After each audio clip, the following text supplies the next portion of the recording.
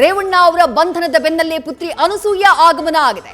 ದೇವೇಗೌಡರ ಮನೆಗೆ ಪುತ್ರಿ ಅನಸೂಯ ಆಗಮಿಸಿದ್ದಾರೆ. ತಂದೆ ದೇವೇಗೌಡರ ಜೊತೆ ಮಾತುಕತೆಯನ್ನ ನಡೆಸಿದ್ದಾರೆ ಪುತ್ರಿ ಅನಸೂಯ ಅವರ ಬೆನ್ನಲ್ಲೇ ದೇವೇಗೌಡ ಅವರ ನಿವಾಸಕ್ಕೆ ಪದ್ಮನಾಭನಗರದಲ್ಲಿರುವಂತಹ ಮನೆಗೆ ತಾಜ್ ವೆಸ್ಟ್ನಿಂದ ನಿರ್ಗಮಿಸಿದಂತಹ ಎಚ್ಡಿಕೆ ಸೀದಾ ಪದ್ಮನಾಭನಗರದಲ್ಲಿರುವಂತಹ ದೇವೇಗೌಡರ ನಿವಾಸಕ್ಕೆ ಆಗಮಿಸಿದ್ದಾರೆ.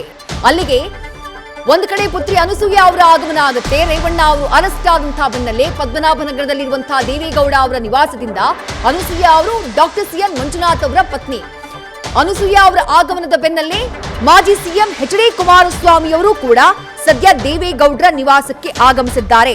ಸದ್ಯಕ್ಕೆ ಲಭ್ಯವಾಗ್ತಾ ಇರುವಂತಹ ಮತ್ತೊಂದು ಲೇಟೆಸ್ಟ್ ಅಪ್ಡೇಟ್ ಏನು ಅಂದ್ರೆ ದೇವೇಗೌಡರ ನಿವಾಸಕ್ಕೆ ಮತ್ತೋರ್ವ ಪುತ್ರ ಬಾಲಕೃಷ್ಣ ಅವರ ಆಗಮನ ಕೂಡ ಆಗಿದೆ.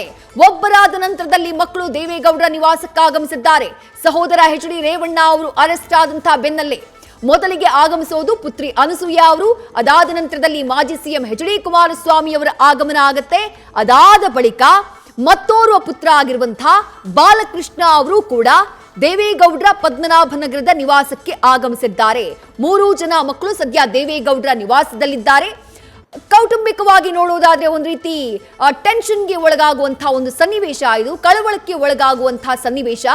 ಮಾಜಿ ಪ್ರಧಾನಿಗಳಾಗಿರುವಂತಹ ದೇವೇಗೌಡರ ಪುತ್ರ ಎಚ್.ಡಿ. ರೇವಣ್ಣ ಅವರು ಯಾವುದೇ ರೀತಿ ಅವರ ಕುಟುಂಬನೇ ಬೇರೆ ನಮ್ಮ ಕುಟುಂಬನೇ ಬೇರೆ ಅಂತಂದ್ರೂ ಕೂಡ ಮಾಜಿ ಪ್ರಧಾನಿಗಳ ಪುತ್ರ ಎಚ್.ಡಿ. ರೇವಣ್ಣ. ಹಾಗಾಗಿ ಎಚ್.ಡಿ. ರೇವಣ್ಣ ಅವರು ಮಾಜಿ ಪ್ರಧಾನಿಗಳ ನಿವಾಸದಿಂದಾನೇ ಅರೆಸ್ಟ್ ಆಗ್ತಾ ಇದ್ದ ಹಾಗೆ ಅವರ ಮಕ್ಕಳು ಒಬ್ಬರಾದ ಮೇಲೊಬ್ಬರಂತೆ ದೌಡಾಯಿಸಿದ್ದಾರೆ. ಡೀಟೇಲ್ಸ್ ನಮ್ಮ ಪ್ರತಿನಿಧಿ ಗಣಪತಿ ನೀಡ್ತಾ ಹೋಗ್ತಾರೆ. ದೇವೇಗೌಡರ ನಿವಾಸದ ಬಳಿಯೇ ಇದ್ದಾರೆ ಗಣಪತಿ. ಮೊದಲಿಗೆ ಅನಸೂಯ ಬಂದ್ರು, ಅದಾದ ನಂತರ ಎಚ್.ಡಿ. ಕುಮಾರಸ್ವಾಮಿ, ಅದಾದ ನಂತರ ಈಗ ಬಾಲಕೃಷ್ಣ ಅವರ ಆಗಮನ ಆಗಿದೆ ಅನ್ನುವಂಥ ಮಾಹಿತಿ. ಸಹಜವಾಗಿ ಕಳವಳಕ್ಕೆ ಒಳಗಾಗಿರ್ತಾರೆ. ಯಾಕಂದ್ರೆ ಎಷ್ಟೇ ಅಂದ್ರೂ ಕೂಡ, ಎಷ್ಟೇ ನಮ್ಮ ಕುಟುಂಬ ಬೇರೆ ಅವರ ಕುಟುಂಬ ಬೇರೆ ಅಂದ್ರೂ ಕೂಡ ದೇವೇಗೌಡರ ಪುತ್ರ, ಆ ಕುಟುಂಬದ ಸಹೋದರರಿಗೆ ಇವರು ಕೂಡ ಸಹೋದರ. ಹಾಗಾಗಿ ಏನ್ ಚರ್ಚೆಗಳಾಗ್ತಾ ಇದೆ, ಅಲ್ಲಿ ಏನ್ ಬೆಳವಣಿಗೆಗಳಾಗ್ತಾ ಇದೆ ಗಣಪತಿ? ವಿದ್ಯಾ, ಖಂಡಿತ ನಾನು ಕಳೆದ ಒಂದು 4-5 ಗಂಟೆಗಳಿಂದಲೂ ಕೂಡ ಇದೇ ಸ್ಥಳದಲ್ಲಿದ್ದೀನಿ. ಒಂದಷ್ಟು ನಾಯಕರ ನಡವಳಿಕೆಗಳಿರ್ಬೋದು, ಅವರ ಒಂದಷ್ಟು ಚಿಂತನೆಗಳನ್ನು ಕೂಡ ಗಮನಿಸ್ತಾ ಇದ್ದೀನಿ.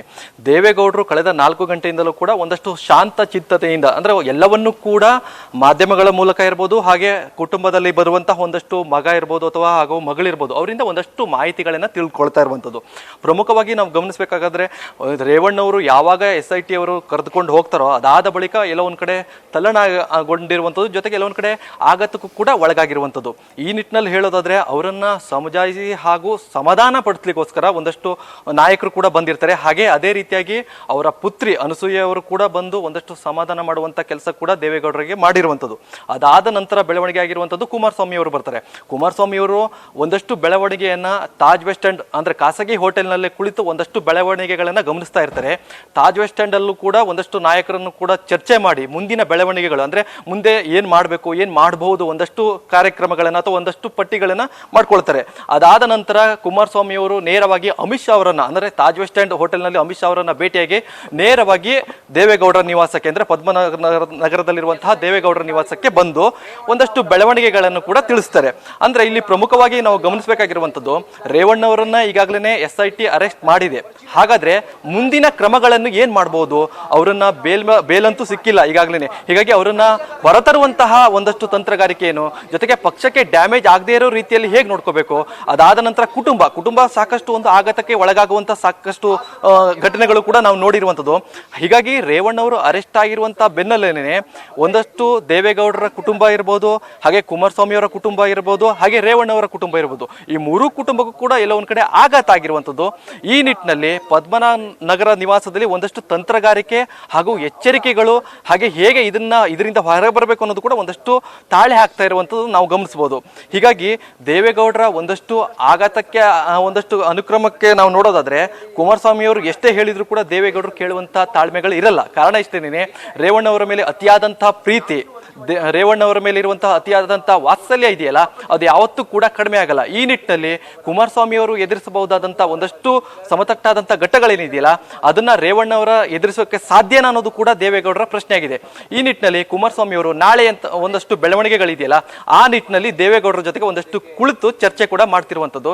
ಅವರ ಇನ್ನೋರ್ವ ಪುತ್ರ ಕೂಡ ಈಗಾಗಲೇ ಅವರ ನಿವಾಸಕ್ಕೆ ಕೂಡ ಆಗಮಿಸಿರುವಂಥದ್ದು. ಇಲ್ಲ ಒಂದ್ ಕಡೆ ಮಾಧ್ಯಮವನ್ನು ಕೊಂಡು ಕೂಡ ಅವರಿಗೆ ಬೇಸರ ಕೂಡ ಆಗ್ತಿರುವಂಥದ್ದು. ಯಾಕಂತಂದ್ರೆ ಪ್ರತಿದಿನ ಟಿವಿಯಲ್ಲಿ ಇದೇ ಸುದ್ದಿಗಳು ಹರಿದಾಡ್ತಾ ಇದ್ರೆ ಅವರ ಕುಟುಂಬವು ಕೂಡ ಟಿವಿಯನ್ನು ನೋಡ್ಲಿಕ್ಕೆ ಕೂಡ ಬೇಸರ ಆಗ್ತಿರುವಂಥದ್ದು. ತಮ್ಮ ಕುಟುಂಬದ ಒಂದಷ್ಟು ಸುದ್ದಿಗಳೇ ಹರಿದಾಡ್ತಿರುವಂಥದ್ದು. ಈ ನಿಟ್ಟಿನಲ್ಲಿ ದೇವೇಗೌಡರ ಕುಟುಂಬ ಇರ್ಬೋದು, ದೇವೇಗೌಡರ ಕುಟುಂಬದ ಪ್ರತಿಯೊಬ್ಬರು ಸದಸ್ಯರು ಕೂಡ ಈಗಲೇ ಮಾಧ್ಯಮದ ಮೇಲೂ ಕೂಡ ಒಂದಷ್ಟು ಬೇಸರವನ್ನು ಕೂಡ ವ್ಯಕ್ತಪಡಿಸ್ತಾ ಇರುವಂಥದ್ದು. ಒಟ್ಟಿನಲ್ಲಿ ಹೇಳೋದಾದ್ರೆ ರೇವಣ್ಣವ್ರನ್ನ ಒಂದಷ್ಟು SIT ಅರೆಸ್ಟ್ ಮಾಡಿದ್ರು ಕೂಡ ಮುಂದಿನ ತಂತ್ರಗಾರಿಕೆ ಜೊತೆಗೆ ಕುಟುಂಬವನ್ನ ಹೇಗೆ ಅದರಿಂದ ಹೊರತರಬೇಕು ಅಂತ ಕುಮಾರಸ್ವಾಮಿಯವರು ದೇವೇಗೌಡರ ಜೊತೆಗೆ ಕುಳಿತು ಒಂದಷ್ಟು ಚರ್ಚೆಗಳನ್ನು ಕೂಡ ಈಗಾಗಲೇ ಮಾಡ್ತಿರುವಂಥದ್ದು. Vidyashri, thank you Ganapati. ತಮ್ಮೆಲ್ಲ ಡೀಟೇಲ್ಸ್ಗೆ. ಸದ್ಯ ದೇವೇಗೌಡರ ನಿವಾಸದ ಬಳಿಯಲ್ಲಾಗ್ತಾ ಇರುವಂತಹ ಡೆವಲಪ್ಮೆಂಟ್ ಬಗ್ಗೆ ನಮ್ಮ ಪ್ರತಿನಿಧಿ ಗಣಪತಿ ಮಾಹಿತಿಯನ್ನ ನೀಡ್ತಾ ಇದ್ರು. ರೇವಣ್ಣ ಅವರ ಅರೆಸ್ಟ್ ಆಗ್ತಾ ಇದ್ದ ಹಾಗೆ ಮಾಜಿ ಪ್ರಧಾನಿ ದೇವೇಗೌಡರ ಪದ್ಮನಾಭನಗರದ ನಿವಾಸದಿಂದ ಅಲ್ಲಿಗೆ ದೌಡಾಯಿಸ್ಕೊಂಡು ಬರೋದು ಅವರ ಪುತ್ರಿ ಅನಸೂಯ. ಅಂದ್ರೆ ಡಾಕ್ಟರ್ CN ಮಂಜುನಾಥ್ ಅವರ ಪತ್ನಿ ಅನಸೂಯ ಅವರು, ದೇವೇಗೌಡರ ಮಗಳು, ಅವರು ಓಡೋಡ್ಕೊಂಡು ಬರ್ತಾರೆ. ದೇವೇಗೌಡರ ಜೊತೆ ಅವರು ಮಾತುಕತೆಯನ್ನ ನಡೆಸ್ತಾ ಇದ್ದಾರೆ ಅನ್ನುವಂತಹ ಮಾಹಿತಿ. ಅದಾದಂತಹ ನಂತರದಲ್ಲಿ ತಾಜ್ ವೆಸ್ಟರ್ನ್ ಹೋಟೆಲ್ನಲ್ಲಿ ಮಧ್ಯಾಹ್ನ 1 ಗಂಟೆಯಿಂದಾನು ಅಲ್ಲೇ ಕೂತು ತಮ್ಮ ಪಕ್ಷದ ನಾಯಕರ ಜೊತೆ ಚರ್ಚೆಯನ್ನ ಮಾಡ್ತಾ ಇದ್ದಂತಹ ಈ ಬೆಳವಣಿಗೆಯನ್ನ ಗಮನಿಸ್ತಾ ಇದ್ದಂತಹ HD ಕುಮಾರಸ್ವಾಮಿಯವರು ರೇವಣ್ಣ ಅವರು ಅರೆಸ್ಟ್ ಆದಂತಹ ನಂತರದಲ್ಲಿ ಅವರು ಕೂಡ ಪದ್ಮನಾಭನಗರದಲ್ಲಿರುವಂತಹ ದೇವೇಗೌಡರ ನಿವಾಸಕ್ಕೆ ಆಗಮಿಸ್ತಾರೆ. ಅದಾದ ಬಳಿಕ ಈಗ ಲೇಟೆಸ್ಟ್ ಅಪ್ಡೇಟ್, ಅವರ ಮತ್ತೋರ್ವ ಪುತ್ರ ದೇವೇಗೌಡರ ಮತ್ತೋರ್ವ ಪುತ್ರ ಬಾಲಕೃಷ್ಣ ಅವರು ಕೂಡ ಸದ್ಯ ದೇವೇಗೌಡರ ನಿವಾಸಕ್ಕೆ ಆಗಮಿಸಿದ್ದಾರೆ. ತಂದೆಯ ಜೊತೆ ಮಕ್ಕಳು ಚರ್ಚೆಯನ್ನ ಮಾಡ್ತಿದ್ದಾರೆ. ಮುಂದೆ ಏನು ಅನ್ನುವಂಥ ವಿಚಾರಕ್ಕೆ ಸಂಬಂಧಪಟ್ಟ ಹಾಗೆ. ನ್ಯೂಸ್ ಫಸ್ಟ್, ನಿರ್ಭೀತಿಯಿಂದ ನಿಮ್ಮ ಪರವಾಗಿ.